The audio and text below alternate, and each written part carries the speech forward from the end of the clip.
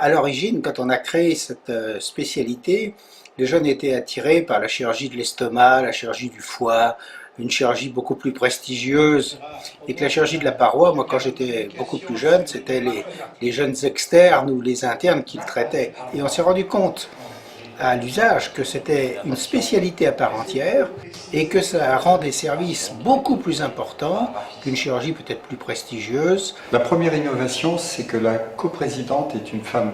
Cette coprésidence, en dehors de prendre un homme et une femme, un grand et une petite, et c'était aussi de prendre une universitaire et un praticien du privé et de montrer qu'on pouvait travailler ensemble, qu'on avait aussi souvent le même regard, la même façon de voir les choses, et que c'était comme ça qu'on pouvait faire progresser la chirurgie. De plus en plus, l'industrie chirurgicale va s'appuyer en fait sur des partenariats avec les chirurgiens pour étoffer, pour s'appuyer sur des recherches cliniques et sur des data cliniques de plus en plus importantes à court, moyen et long terme. C'est pour nous l'occasion de présenter nos produits, mais aussi de mettre en évidence notre engagement au niveau de la recherche clinique. Un des outils du club, c'est un registre. On a créé un registre et tous les jours, chacun des membres rentre les données des patients qu'il opère dans ce registre.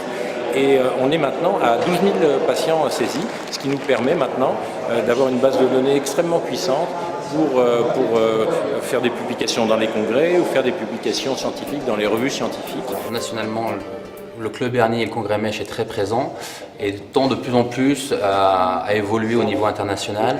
On le voyait cette année avec la présence d'un chirurgien japonais. Japanese surgeons have to perform every kind of surgeries in our department or the hospital.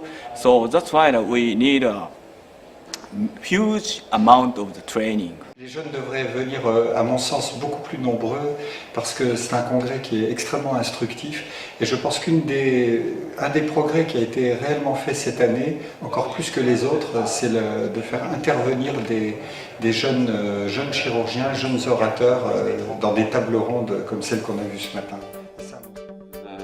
Le prix de la première communication est attribué à Monsieur Nicolas Mougin.